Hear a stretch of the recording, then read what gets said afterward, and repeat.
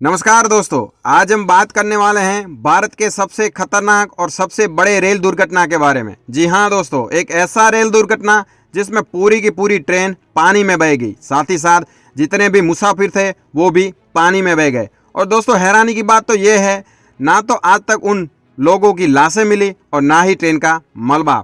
चलिए दोस्तों जानते हैं ये कहानी किस जगह की है और ये कहानी कब हुई। ये कहानी की शुरुआत होती है 1964 से। 1964 में भारत के तमिलनाडु राज्य से और तमिलनाडु राज्य के मंडपम से निकलने वाली ट्रेन जिसको धनुषकोटी जाना था।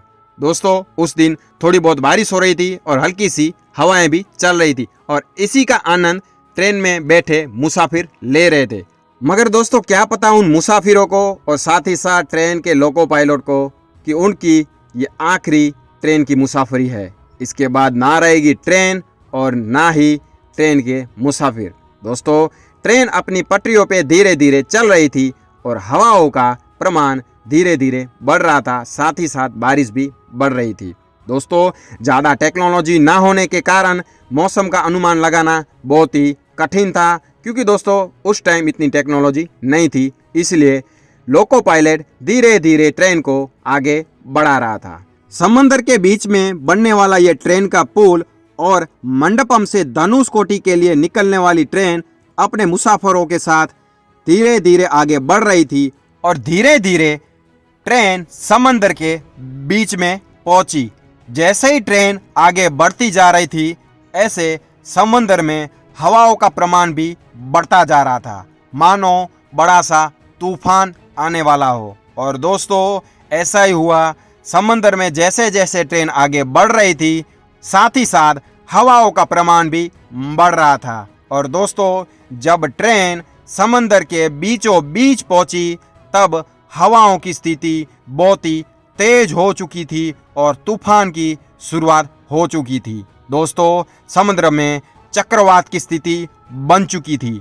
समुद्र में चक्रवात की स्थिति को देखते हुए सभी मुसाफिर अपनी अपनी खिड़की को बंद कर देते हैं और ट्रेन में बैठे ट्रेन के 6 क्रू मेंबर सभी मुसाफिरों को ट्रेन में शांति से बैठने के लिए और सभी बारी और सभी दरवाजे बंद करने के लिए बोल रहे थे और शांति बना के बैठे, ऐसा ट्रेन के क्रू मेंबर सभी को कहने लगे। मगर उनको भी क्या पता था कि ये शांति अब शांति नहीं रहने वाली है। अब ट्रेन और साथ ही साथ ट्रेन के मुसाफिर इस तूफान में बह जाने वाले हैं।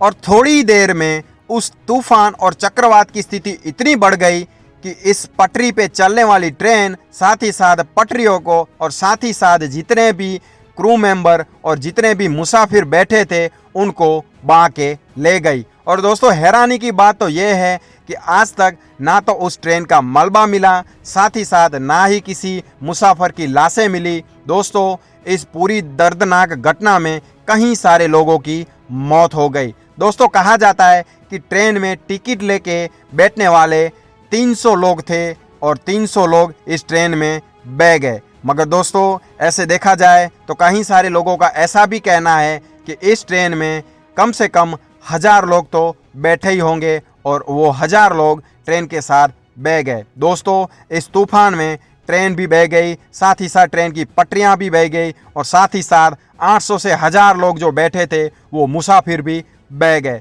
सभी की दर्दनाक मौत हो गई। दोस्तों मंडपम से जाने वाली ट्रेन धनुषकोटी नहीं पहुंची, मगर दोस्तों धीरे धीरे समंदर में से चक्रवात धनुषकोटी भी पहुंच गया। और दोस्तों ट्रेन को बहाने के बाद ये चक्रवात धनुषकोटी पहुंचा और पूरे धनुषकोटी गांव को तहस महस कर दिया और धनुषकोटी को भी नष्ट कर दिया, खत्म कर दिया। दोस्तों कहा जाता है कि उस दिन के बाद धनुषकोटी गांव कभी बसा ही नहीं है। धनुषकोटी में आज भी लोग बहुत ही कम रहते हैं और साथ ही साथ आज भी धनुषकोटी गांव में उस चक्रवात के निशान देखने के लिए मिलते हैं। दोस्तों पूरा धनुषकोटी गांव तहस महस हो गया और साथ ही साथ धनुषकोटी में आने वाला इस तूफान में 1100 लोगों की मौत हो गई।